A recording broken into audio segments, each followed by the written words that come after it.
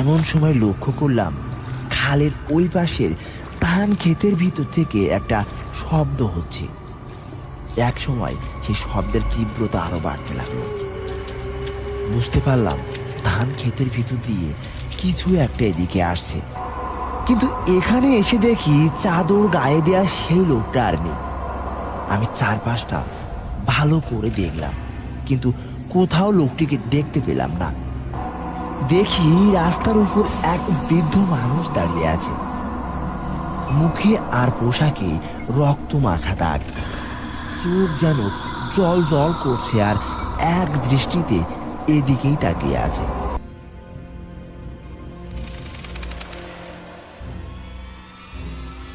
Hello everyone, welcome to ভুতুড়ে কাহিনী। রোজকার মতো গল্প পাঠে আমি সঞ্জয়। তো চলুন সরাসরি চলে যাই আমাদের আজকের ঘটনায়।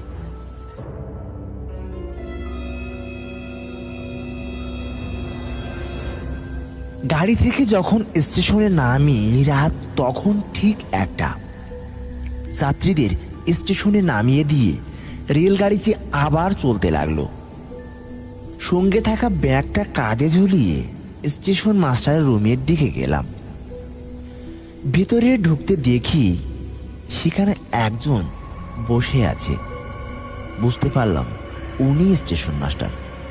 তাকে গিয়ে জিজ্ঞেস করলাম, এখান থেকে রসুলপুর কত দূর? তিনি উত্তর দিলেন, এখান থেকে রসুলপুর 6 কিলোমিটার রাস্তা, কিন্তু এত রাতে এখান থেকে রসুলপুর যাওয়ার জন্য কোনো ভ্যান পাওয়া যাবে না, তাই রাতটা কষ্ট করে এখানেই কাটাতে হবে। কথা শেষ করে তার রুম থেকে বের হয়ে গেলাম। বাইরে এসে দেখি চারপাশটা কেমন ফাঁকা ফাঁকা, কোনো মানুষজন নেই।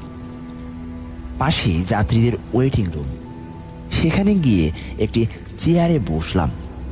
তারপর চিন্তা করলাম কোনো মতে আজ রাতটা এখানে কাটিয়ে কাল সকালের দিকে রসুলপুরের উদ্দেশ্যে রওনা হব। দেয়ালে ঝুলে থাকা ঘড়ির দিকে তাকিয়ে দেখি রাত 1:30 বেজে গেছে। চোখে একটু ঘুমের ভাব, তাই চোখ বুজে বসে রইলাম। হঠাৎ এমন সময় একজন লোকের আগমন। এসে জিজ্ঞেস করলেন, স্যার কই যাবেন? আমি বললাম, রসুলপুর যাব। কিন্তু তুমি কে? তখন তিনি বললেন, আমার নাম মতি, আমি এই এলাকার ভ্যান চালক। ও তাই নাকি? আচ্ছা তুমি কি রসুলপুর যাবে? হ্যাঁ যাব স্যার, চলেন। মনে মনে চিন্তা করলাম, কষ্ট করে স্টেশনে রাত কাটার চেয়ে গন্তব্যে চলে যাওয়াই ভালো। তাই ব্যাগটা হাতে নিয়ে মতিকে বলি, চলো।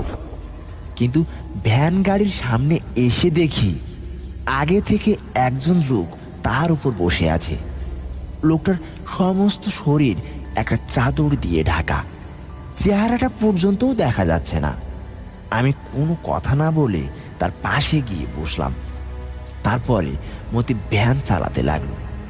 কিছু দূর আসার পরে আমরা গিয়ে একটা মাটির রাস্তায় উঠলাম। সেই রাস্তার দুপাশে ছিল বিস্তৃত ধান ক্ষেত। যতদূর চোখ যায় শুধু পাকা ধানের হাসি। মাঝে মাঝে রাস্তার দুই ধারে হালকা কিছু গাছ দেখা যাচ্ছে। আর খরা মৌসুমে চাষাবাদের জন্য এক পাশে একটি খাল খনন করা হয়েছে। আকাশে আজ হালকা চাঁদের আলো, তারপরেও চারপাশটা বেশ পরিষ্কার দেখা যাচ্ছে। আশেপাশে কোনো জনবসতি নেই, তাই চারিদিকে শুধু ঝি ঝি পোকার শব্দ ছাড়া কিছুই শোনা যাচ্ছে না। মাঝে মাঝে দূর থেকে একটি খেক শেয়ালের ডাক কানে ভেসে আসছে। কার্তিক মাসের শেষের দিকে, তাই একটু শীত পড়েছে। উত্তরের হিমের হাওয়া মাঝে মাঝে শরীরে কাঁপন ধরিয়ে দিচ্ছে। ব্যাগ থেকে তখন জ্যাকেটটা নিয়ে গায়ে জড়িয়ে নিলাম। একটু পরে মতি জিজ্ঞেস করে, স্যার রসুলপুরে আপনার কে আছে? আমি বললাম, রসুলপুরে আমার এক বন্ধুর বাড়ি। ও আচ্ছা। মাঝে পথে আসার পরে হঠাৎ করে মতি বলে, স্যার আপনার বসেন, আমি একটু আসি। বুঝতে পারলাম মতি প্রকৃতির ডাকে সাড়া দিতে যাচ্ছে।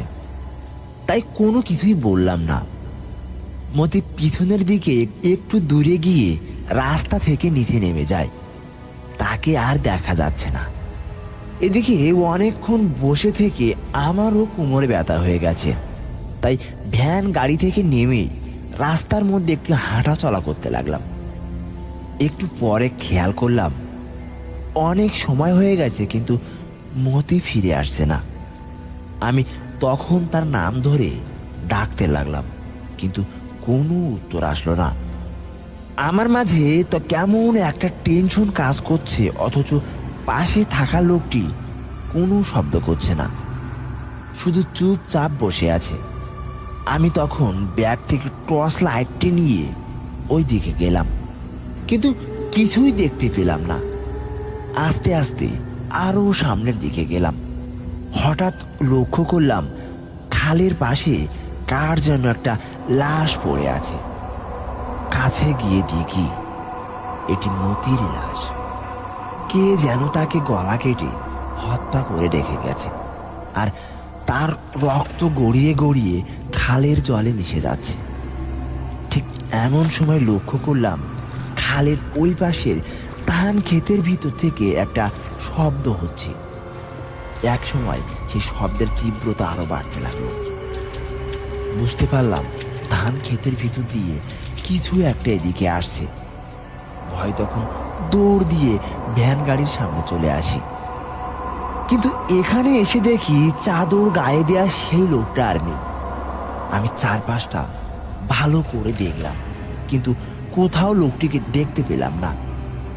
হঠাৎ লক্ষ্য করলাম দূর থেকে কতগুলো কুকুর শব্দ করতে করতে এদিকে আসছে। কুকুরগুলোকে দেখে ভয়ে আমি দ্রুত ভ্যানের উপরে উঠে গেলাম। কুকুরগুলো ভ্যান গাড়ির সামনে এসে কান্নার মতো সুরে ডাকতে শুরু করল।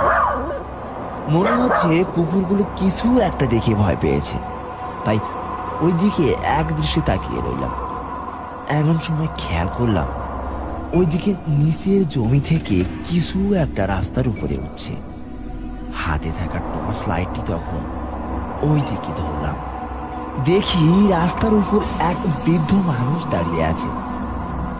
মুখে আর পোশাকে রক্ত মাখা দাগ, চোখ যেন জল জল করছে, আর এক দৃষ্টিতে এদিকেই তাকিয়ে আছে। বৃদ্ধ লোকটিকে দেখে কুকুরগুলো ভয়ে সামনের দিকে দৌড় দিল। আমি তখন কি করব বুঝে উঠতে পারছিলাম না। চিন্তা করলাম ভাগ্যে যা থাকে থাকুক, ব্যাগটা নিয়ে সামনের দিকেই দৌড় দেব। তাই ব্যাগটা হাতে নিয়ে দিলাম একটা দৌড়। কিছু দূরে আসার পরে খেয়াল করলাম সামনে কেউ একজন হেঁটে যাচ্ছে। দ্রুত তার কাছে গেলাম। কাছে গিয়ে দেখি উনি আমার পাশে বসা সেই লোকটি। লোকটিকে দেখে মনে কিছুটা সাহস পেলাম। তাকে বলি, ভাই আপনি হেঁটে চলে আসলেন যে? ওদিকে কে যেন মতিকে খুন করে ফেলে গেছে। লোকটি তখন বলে, কি বলেন ভাই? এই প্রথম লোকটির গলার আওয়াজ আমি শুনতে পেলাম, কিন্তু আওয়াজটা কেমন জানি অতি পরিচিত মনে হচ্ছে মনের মাঝে, তাই একটু খটকা লাগলো। লোকটিকে তখন বলি, ভাই অনেকক্ষণ আমরা একসাথে আছি, কিন্তু এখন পর্যন্ত আপনার চেহারাটা দেখিনি। আপনি মুখের চাদরটা একটু সরাবেন? আমার কথা শেষ হওয়ার পরে লোকটা তার মুখের থেকে চাদরটা সরালেন। চেহারা দেখে আমি হতবাক হয়ে গেলাম। এ তো দেখি মতি, কিন্তু মৃত মানুষ জিন্দা হলো কিভাবে? ভয় তখন আমার মুখ থেকে আর কোনো শব্দ বের হচ্ছিল না। এক সময় মনে হচ্ছে শরীরটা কেমন জানে দুর্বল হয়ে আসছে, আর আমি জ্ঞান হারাতে যাচ্ছি। তারপরে আর কিছুই মনে নেই। হুঁশ আসার পরে আমি দেখি বিছানায় শোয়া, আর আমার বন্ধু ও তার পরিবার আমার চারপাশে বসে আছে, আর কেউ একজন আমার মাথায় পানি ঢালছে। একটু পরে সুস্থ হয়ে সব ঘটনা তাদের খুলে বললাম। ঘটনা শুনে তারা সবাই অবাক, কারণ মতি ড্রাইভার 1 বছর আগেই মারা গেছে। বন্ধুরা, কেমন লাগলো আমাদের আজকের ঘটনা জানাতে ভুলবেন না। আর আপনাদের সাথে যদি এমন কোনো ঘটনা ঘটে থাকে তাহলে অবশ্যই আমাদেরকে পাঠাতে ভুলবেন না। আমাদের কাছে আপনাদের গল্প পাঠানোর ঠিকানা ভুতুড়ে কাহিনী send@gmail.com রয়েছে আমাদের ডিসক্রিপশন বক্সে। পাঠাতে থাকুন আপনাদের ঘটনা। কথা হবে পরের ঘটনায়। ততক্ষণ পর্যন্ত ভালো থেকো, সুস্থ থেকো, এই কামনায় আজকের মতো শুভরাত্রি।